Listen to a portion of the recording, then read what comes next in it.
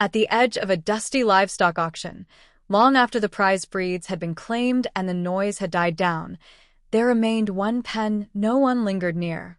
Inside it, slumped against a crooked fence post, was a mangy, half-starved dog whose very presence seemed to make people uncomfortable.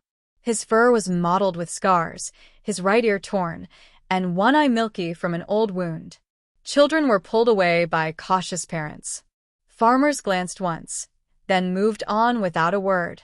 No one remembered how long the dog had been there. Auction workers just called him that one when talking amongst themselves. That one that no one bid on. That one that growled when someone came too close. That one who had been returned more times than anyone cared to count. But under the dog's battered appearance burned a spirit not yet extinguished.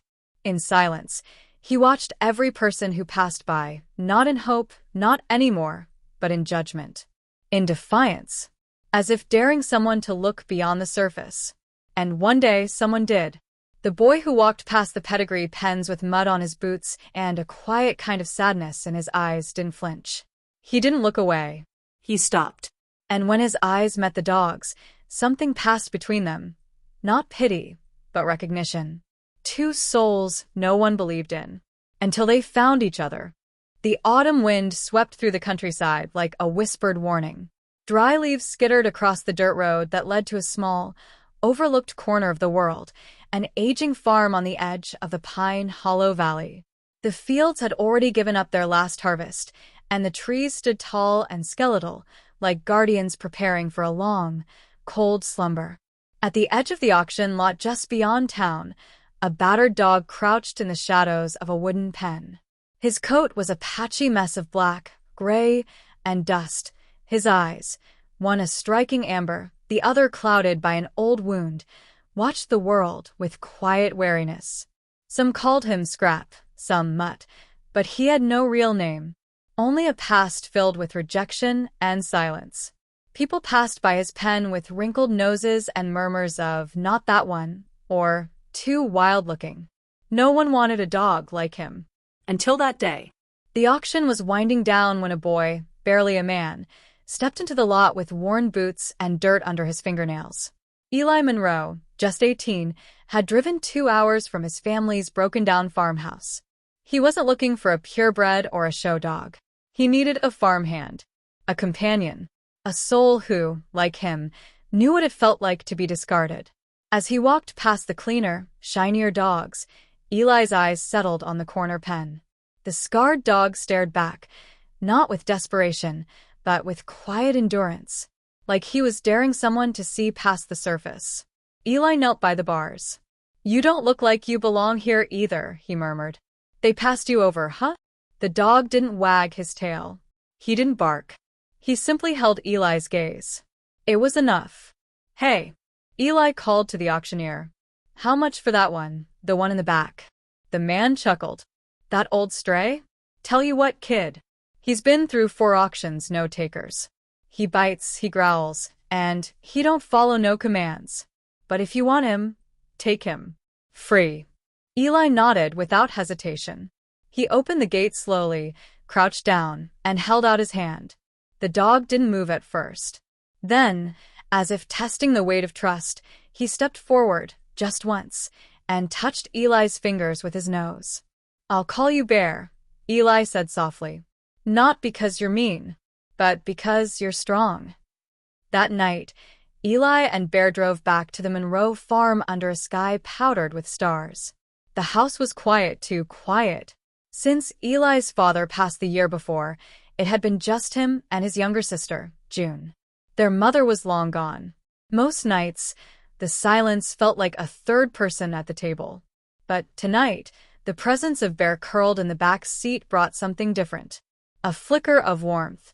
Over the next few days, Bear learned the rhythm of the farm. He followed Eli through rows of frostbitten squash, sat near the fence while June did her homework on the porch, and always slept just outside Eli's bedroom door. He never barked. He never whined. But when a hawk swooped too close to the chicken coop, Bear chased it off without command.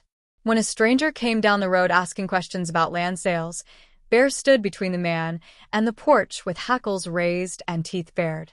He was a silent guardian, a watcher, and slowly, Eli's home began to feel less empty. But it wasn't long before Bear sensed something that Eli couldn't. One evening, as the sun bled gold over the fields, Bear froze in the barnyard. His ears perked. His eyes locked on the woods that bordered the farm. There, deep in the shadows, something moved, a flicker of gray, a rustle of branches, then stillness. Bear didn't growl, but the fur along his spine bristled. He didn't trust it. Whatever it was, it didn't belong. That night, Bear paced outside the house instead of sleeping. He scanned the tree-line. His instincts whispered danger, though nothing yet had shown itself. And when Eli stepped out onto the porch with a cup of coffee, he noticed the change in Bear's posture. "What is it, boy?" he asked. "You see something?" Bear didn't look back. He stared into the darkness beyond the trees, unmoving. Something was coming. Something that would test everything Bear had survived to become. The days that followed Bear's arrival settled into a quiet rhythm. Morning dew blanketed the fields as Eli rose before the sun, boots crunching over frost-bitten grass. June would join him later, jacket 2 sizes too big, her breath fogging in the crisp autumn air as she fed the chickens and filled the troughs. Bear, always a silent sentinel, moved like a shadow beside them. Never underfoot, never needing command. He simply knew where to be. To the Monroes, Bear had quickly become more than a dog.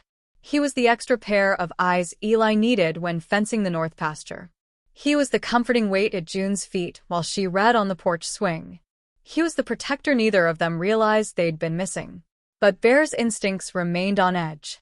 Each evening, he would linger longer by the tree-line, his eyes scanning the darkening woods. His nose twitched, catching scents the humans couldn't detect, unfamiliar ones. Off. Not coyote. Not raccoon.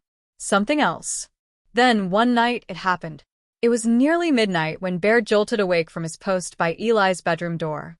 His ears twitched toward the distant sound of wood snapping. Not the casual creak of old trees, but a sharp, unnatural break. He slipped down the hallway silently, nudging open the front door with his nose. The wind was heavy, damp with the smell of rain and rust. The moon hovered low, half hidden behind clouds. And in the distance, near the edge of the cornfield that bordered the forest, movement stirred. Bear didn't bark, he didn't need to. He darted across the yard, his paws barely making a sound on the cold earth. He stopped at the barn, nostrils flaring. Footprints. Fresh. Heavy. Not human. Not animal either. Inside the barn, the horses were restless. One whinnied nervously. Bear growled low in his throat, circling the structure. His eyes caught a glimpse of something, a glint of metal, a flicker of motion. Then came the scent, oil and sweat and something darker. Something wrong. In the morning, Eli found deep prints in the soil behind the barn, large, clawed, like a wolf but heavier. Too large for any dog, and too deliberate for a wild animal. "What do you think it was?" June asked, crouching beside the prints, her brow furrowed. Eli didn't answer right away. "Could be someone's trained dog gone wild. Or maybe a bear," he offered, though even he didn't sound convinced. Bear stood between them and the forest, unmoving. That night, Eli nailed extra boards across the barn doors. He kept his shotgun near the porch, though he had never needed it before. The farmhouse, once a quiet haven, now felt like a place under siege. But the next disturbance didn't come at night. It came in the middle of a clear, sunny afternoon. June had gone to the creek to collect water in her buckets, singing softly to herself. Bear trailed her, ears twitching at every chirp and crackle. Just as June reached the water's edge, Bear stopped dead. His body tensed. His head whipped toward the brush across the stream. A shadow moved. In an instant, Bear was in front of her, hackles raised, teeth bared. A low, guttural snarl rumbled from his chest as something heavy and fast crashed through the underbrush, then turned and fled. June clutched the bucket with white knuckles. "What was that?" she whispered, her voice shaking. Bear didn't move until the forest stilled again. That night, Eli and June sat on the porch in silence. Bear lay at their feet, ears pricked, eyes unblinking as they faced the darkening woods. Eli finally broke the quiet. "Something's watching the farm." June nodded. "It's not just animals, is it?" "No," Eli said, his hand resting gently on Bear's head. "And whatever it is, Bear knows it's dangerous." As the wind picked up and the last leaves clung stubbornly to the trees, Bear stood once more and took his post at the edge of the porch, facing the woods. He didn't blink, because he knew something was coming, and he would be ready. The wind howled louder each night, but it wasn't just the changing season that unsettled the Monroe farm. Something unseen stalked their quiet land, and though the creature had not yet shown itself in full, its presence poisoned the air with dread. Bear felt it more keenly than anyone. He was no stranger to hardship or fear, but this was different. This was a predator that didn't just hunt flesh. It hunted peace. After the incident by the creek, Bear rarely let June out of his sight. The girl, once carefree and talkative, had become quiet, often glancing behind her as she walked. Even Eli, a man of few words, had begun carrying his shotgun across his back during morning rounds. The barn doors stayed bolted. The windows latched. Still, trouble found its way through. It began with the chickens. One morning, Bear raced ahead of Eli to the coop, only to find feathers scattered like fresh snow and 3 hens missing. No blood, no tracks, just silence, and a scent that made Bear's fur rise with instinctive hatred. A few days later, it was the old milk goat, Molly. She disappeared without a trace. Eli's jaw clenched tighter with every loss. "Whatever this thing is," he muttered, kneeling beside the twisted latch on the coop door. "It's smart." Bear sniffed the edges of the coop, then the ground. The scent trail was faint, but there, something that walked like a beast, but masked its presence like a man. And then came the storm. It rolled in with little warning, thunder cracking like splitting trees, lightning slashing across the sky. June had run outside to grab the clothes from the line when a sudden bolt lit the horizon, and Bear saw it. A shape, standing at the edge of the field. It wasn't just a shadow anymore. It had form, height, and eyes that glowed faintly even in the downpour. Bear bounded forward, barking fiercely, putting himself between June and the thing in the field. The creature didn't advance, but it didn't retreat either.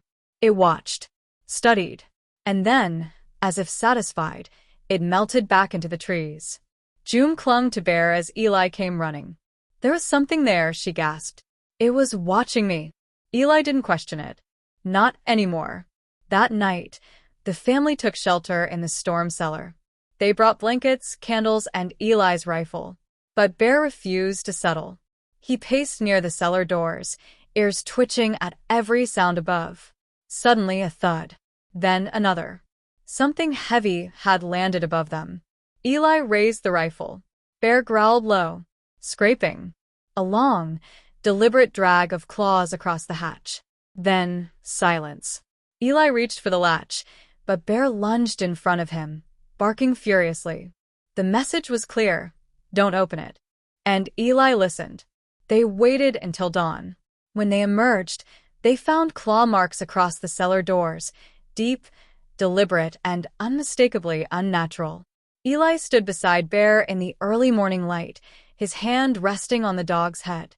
"You saved us," he whispered. Bear didn't move. His eyes remained fixed on the forest, where birds refused to sing. But the worst was still to come. The next day, June went missing. It started innocently. She had gone to fetch the kettle left by the barn, only a few yards from the house.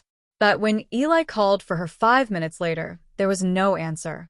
He ran to the barn. Empty. Bear darted past him, nose to the ground. The girl's scent was there, and something else. That same scent of iron and rot, of danger. Bear let out a single, sharp bark and sprinted toward the trees. "Go!" Eli shouted, heart pounding. Bear tore through the forest, senses flaring. The trail was broken, but not lost. His legs moved faster than his thoughts, leaping over logs and weaving between trees. Then he heard it, a cry. Muffled. Frightened. He burst into a clearing and saw June, her back against a tree, her eyes wide with terror. Between her and the forest stood the creature. It was tall, twisted, covered in matted fur and bone-like armor along its shoulders. It didn't look like anything of this world, and yet it moved like it belonged here, like it owned the land. Bear didn't hesitate. With a savage growl, he launched himself forward, teeth bared. The creature turned, surprised by the dog's ferocity. It slashed at him, catching Bear's side, tearing flesh, but Bear didn't back down. He lunged again, biting into the beast's leg, drawing thick, black blood. June screamed. The creature shrieked, an unnatural, deafening sound, and fled back into the woods. Bear limped over to June, panting, bleeding, but alive. She threw her arms around his neck, sobbing. "You found me, you saved me again." Eli arrived moments later, breathless, shotgun raised, but the threat had already vanished. He knelt beside Bear, eyes scanning the wound on the dog's ribs. "You're hurt," he said softly, voice breaking. Bear didn't respond. His eyes were fixed on the trees. Because this wasn't over. The monster had been challenged. And next time, it wouldn't run. The wound on Bear's side was deep. Eli cleaned it as best he could in the dim glow of the oil lamp, his hands shaking not from fear, but from helplessness.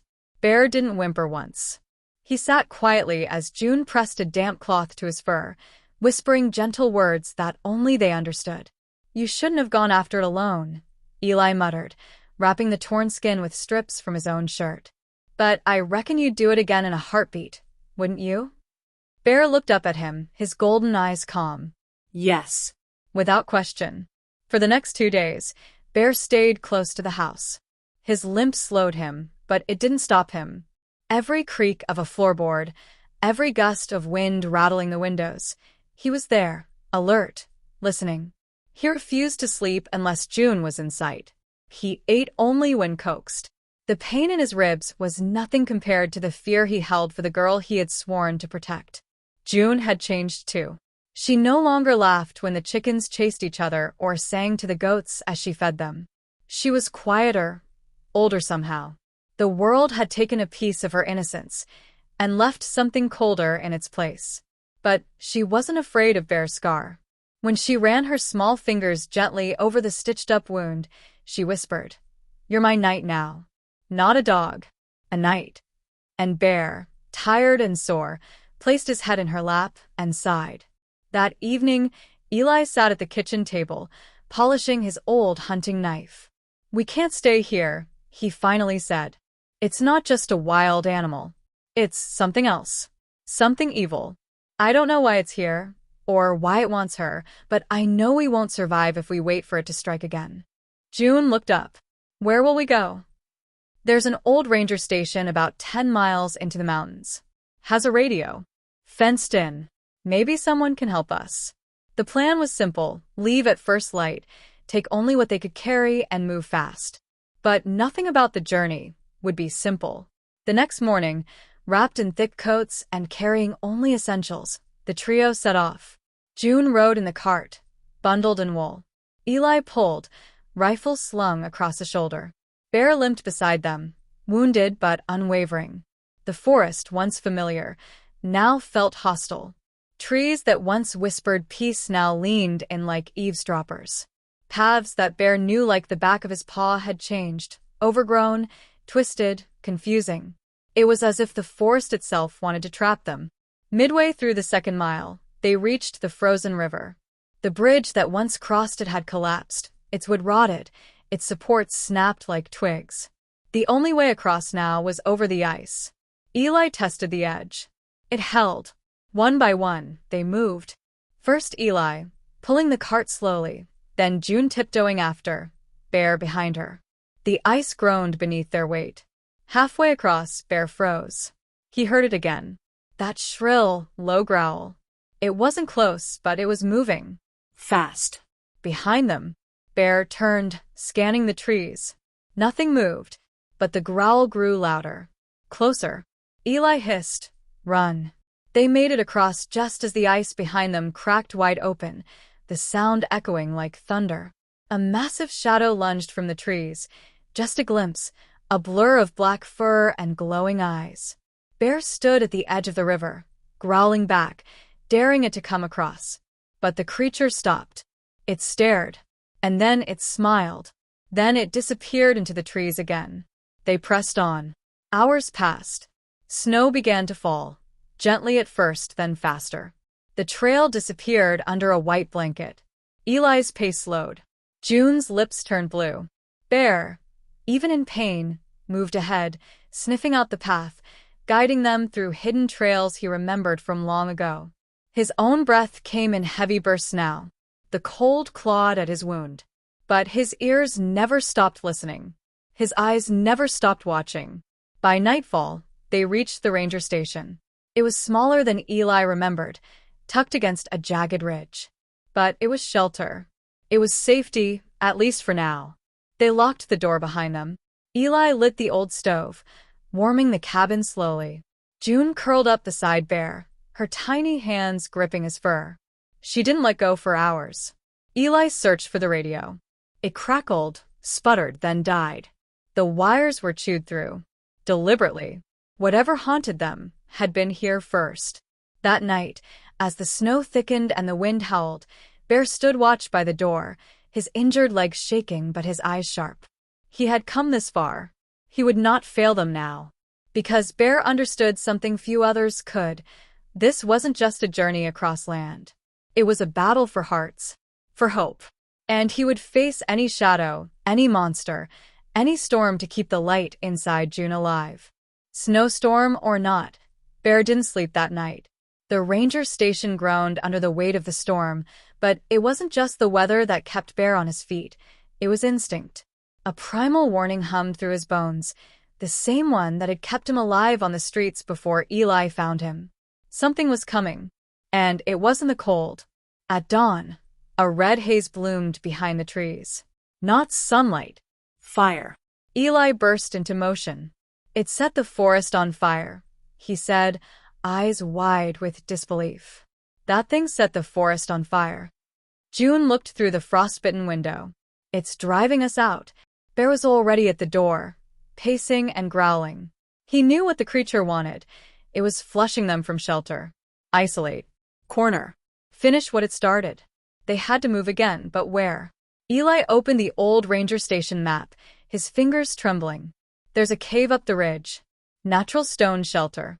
Used to be a fire crew checkpoint years back. Bear snorted. Not ideal, but better than burning alive. June didn't complain. She just grabbed her satchel, pulled Bear's head to her chest, and whispered, "We'll make it. Together." They set out as flames licked the edges of the trees. Smoke thickened the air. The heat followed them like a predator.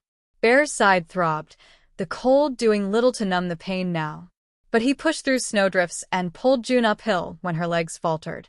Eli hacked at branches, his coat soaked in sweat. As they climbed higher, the trees thinned, but the wind howled stronger.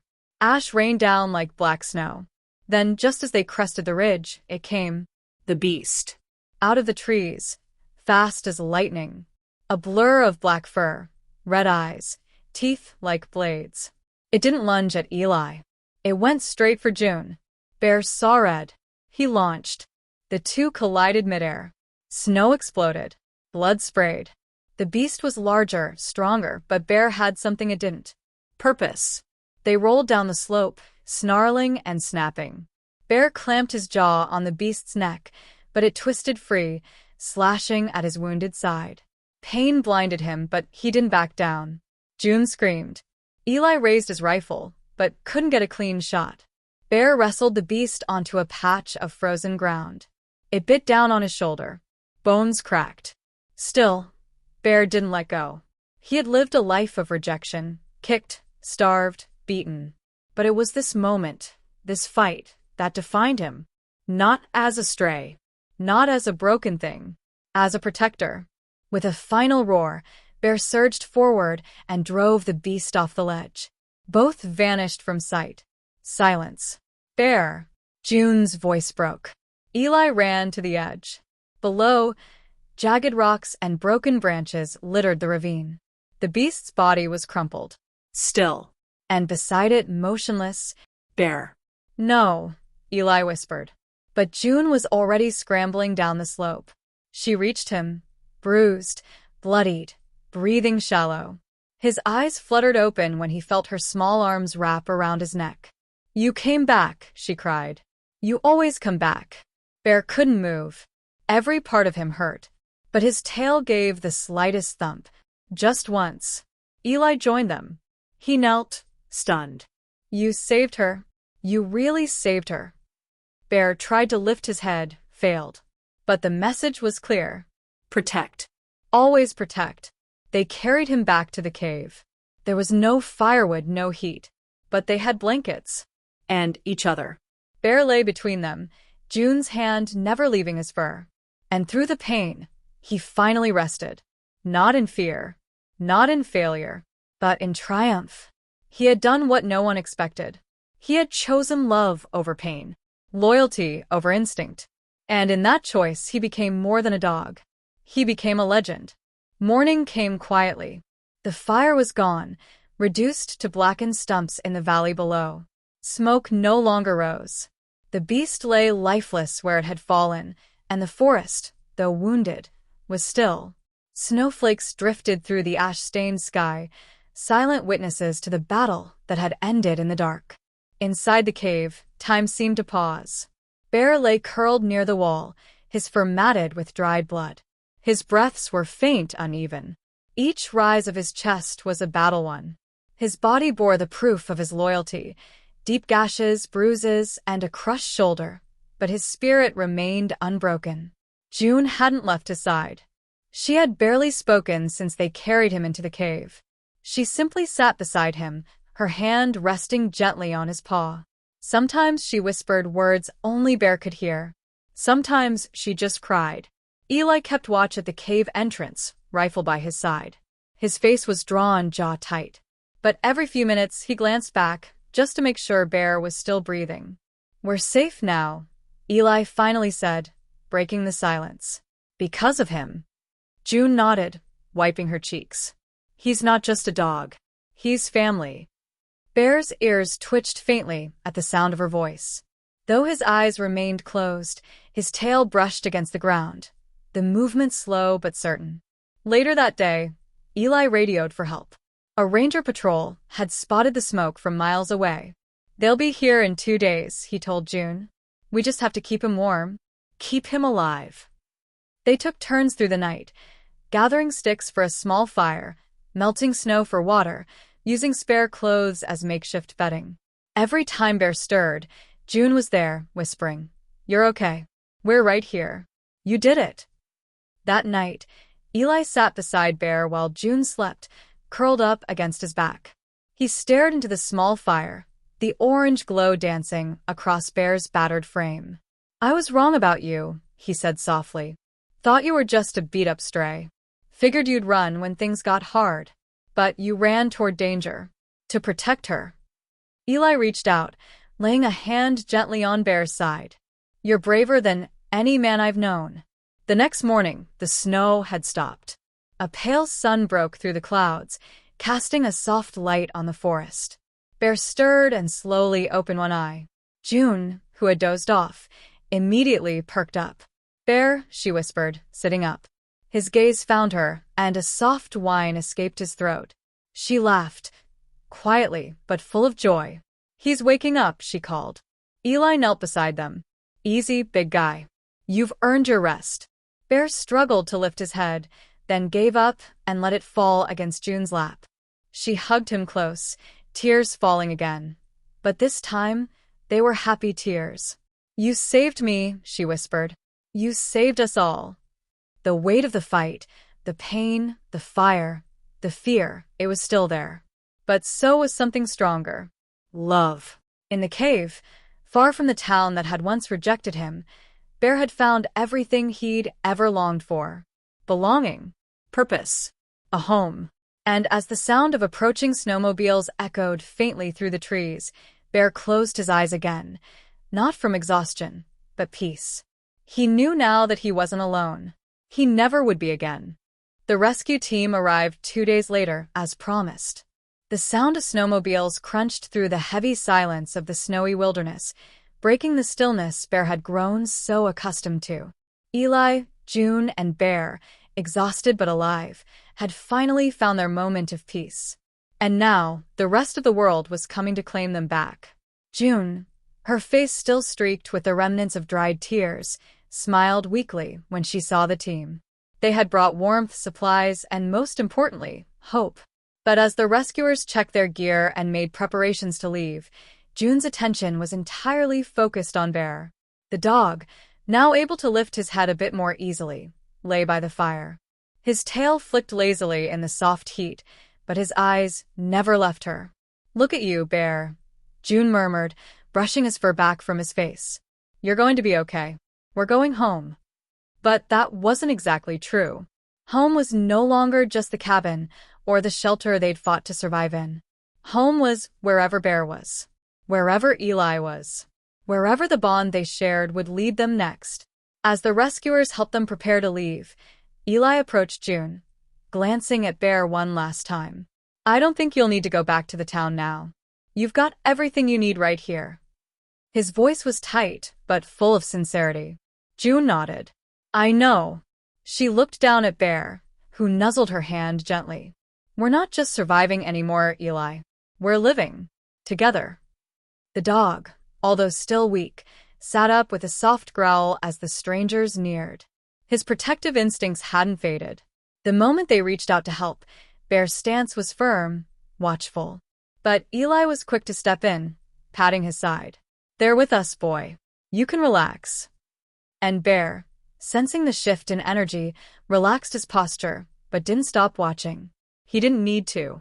He had already done what he set out to do: protect, love, and stay loyal. The journey back wasn't easy. Bear was slow to walk at first, but June and Eli never left his side.